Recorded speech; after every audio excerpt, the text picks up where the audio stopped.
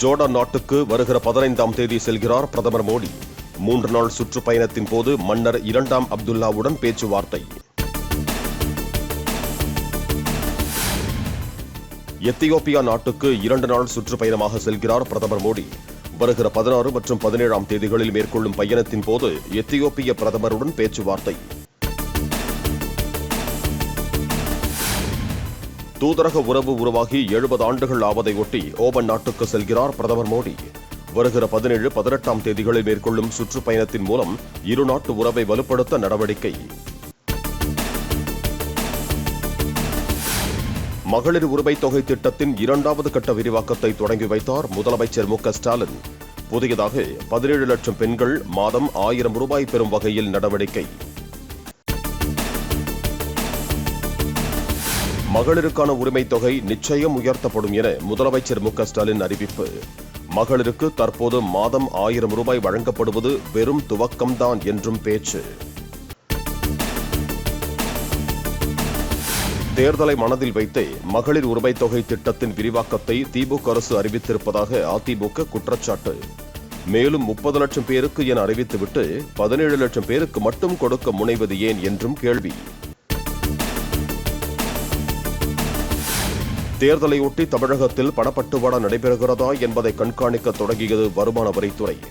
30 வருமான வரித்துறை ஆய்வாளர்கள் மூலம் தீவிர கண்காணிப்பில் ஈடுபடுவதாக மாநில வருமான வரித்துறை புலனாய்வு இயக்குநர் பிரதாப் சிங் யாதவ் தகவல்.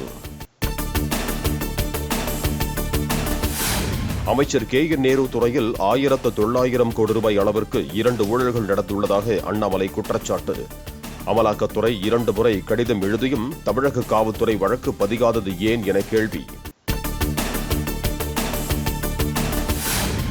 இந்தியாவிலேயே எங்கும் இல்லாத வகையில் தமிழ்நாட்டில்தான் பொறுப்பு டிஜிபிக்கு பதில் பொறுப்பு டிஜிபி போட்டிருக்கிறார்கள். ஆதாரங்களை கொடுத்தாலும் கே என் நேருவின் துறையில் நடந்த முறைகேட்டில் வழக்கு பதியவில்லை என அண்ணாமலை குற்றச்சாட்டு. தொழிற்சாலைகளில் பணியாற்றுவோர் எண்ணிக்கை 3 ஆண்டுகளில் சுமார் 4 லட்சம் மட்டுமே அதிகரிப்பு. 30 லட்சம் வேலை வாய்ப்புகள் உருவாக்கப்பட்டிருப்பதாக திமுக அரசு தெரிவித்தது பொய் என ரிசர்வ் வங்கி அம்பலப்படுத்தியிருப்பதாக அன்புமணி சாடல்.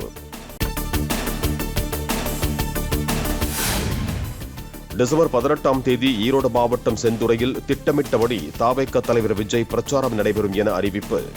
காலை 11 மணி முதல் பிற்பகல் 1 மணிக்குள் விஜய் பேசுவார் என கே செங்கோட்டையன் பேட்டி. திருப்பரங்குன்ற விவகாரத்தில் நீதிபதி GR சுவாமிநாதனுக்கு எதிராக திமுக தகுதிநீக்க நோட்டீஸ் கொடுத்த விவகாரம். கூட்டாக கையெழுத்திட்டு நீதிபதி GR சுவாமிநாதனுக்கு ஆதரவு தெரிவித்த 56 முன்னாள் நீதிபதிகள். கார்த்திகை மாத கடைசி சுபமுகூர்த்த தினமான 15ஆம் தேதி அன்று ஆவணப்பதிவுகளை அதிகரிக்க ஏற்பாடு. தமிழகத்தில் உள்ள அனைத்து சார் பதிவாளர் அலுவலகங்களிலும் கூடுதல் டோக்கன்கள் ஒதுக்கீடு என தகவல். 326 ஏக்கர் பரப்பளவு கொண்ட மதுரையின் மாடக்குளம் கண்மாய் நிரம்பி வழிகிறது. பருவமழை தந்த கொடையால் நீர் நிரம்பி ததும்புகிறது. பாண்டியர் காலத்து பழம்பெரும் நீர்நிலை. வள்ளியூரில் விமர்சையாக நடந்த சுப்பிரமணிய சுவாமி கோவிலின் கார்த்திகை மாத தெப்பத் திருவிழா. தெப்பத்தை 11 முறை வலம் வந்த வள்ளி தெய்வானை சமேத சுப்பிரமணியரை தரிசித்த பக்தர்கள். கொடைக்கானலை அடுத்த தாண்டிக்குடியில் அன்னதான கூடத்தை சேதப்படுத்திய காட்டு யானைகள். உணவு தேடி ஊருக்குள் வரும் யானைகளை வனத்திற்குள் விரட்ட வேண்டும் என மக்கள் கோரிக்கை. கோவை அருகே குடியிருப்புக்குள் உலா வந்த காட்டு யானை கூட்டம்.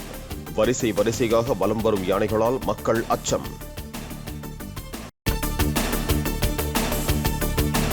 வடகிழக்கு பருவமழையால் விருதுநகர் மாவட்டத்தில் அதிகரித்து அதலைக்காய் விளைச்சல்.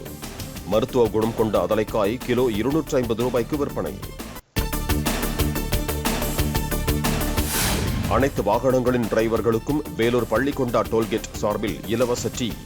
பனிப்பொழிவு காரணமாக சோர்வு ஏற்பட்டு விபத்துகள் ஏற்படாமல் தடுக்க நடவடிக்கை.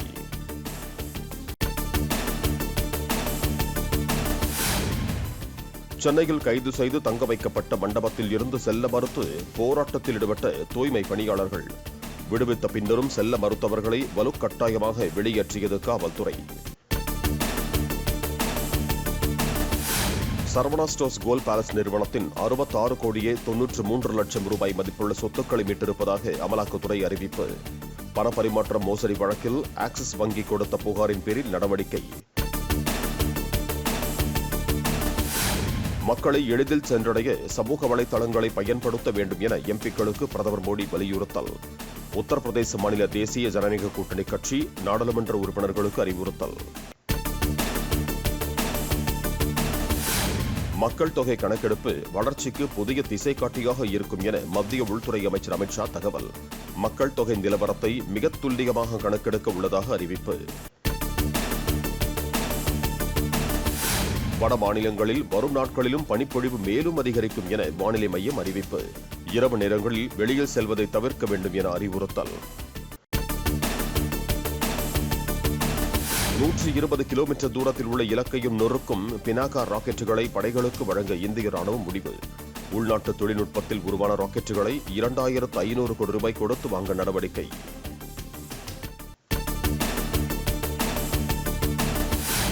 உத்தரப்பிரதேச மாநிலத்தில் கலவரக்காரர்கள் எரிந்த கற்களை கொண்டு உருவான காவல் கண்காணிப்பு மையம். சம்பலில் நடைபெற்ற வன்முறையின் போது தங்களை தாக்க எரிந்த கற்களை சேகரித்து கட்டிடமாக்கியது காவல்துறை. கொல்கத்தா வந்த கால்பந்து ஜாம்பவான் லியோனல் மெஸ்ஸிக்கு உற்சாக வரவேற்பு. விமான நிலையத்தில் இருந்து செல்லும் வழி நெடுகிலும் திரண்டிருந்த ரசிகர்கள் உற்சாக முழக்கம். இன்று முதல் 3 நாட்கள் இந்தியாவில் சுற்றுப்பயணம் செய்கிறார் கால்பந்து ஜாம்பவான் லியோனல் மெஸ்ஸி. ஹைதராபாத், கொல்கத்தா, மும்பை, டெல்லி நகரங்களில் பல்வேறு நிகழ்ச்சிகளில் பங்கேற்கிறார். மேற்கு வங்கத்தில் மொத்த வீட்டையும் அர்ஜென்டினா கால்பந்து அணி சீருடை நிறத்தில் மாற்றிய டீ கடைக்காரர். லியோனல் மெஸ்ஸி மேற்கு வங்கத்தில் வர இருப்பதையடுத்து வண்ணங்களை தீட்டி அசத்தல். இந்திய கிரிக்கெட் அணியினர் வெளிநாடுகளுக்கு செல்லும் போது தீய பழக்க வழக்கங்களில் ஈடுபடுவதாக ரவீந்தர் ஜடேஜாவின் மனைவி குற்றச்சாட்டு.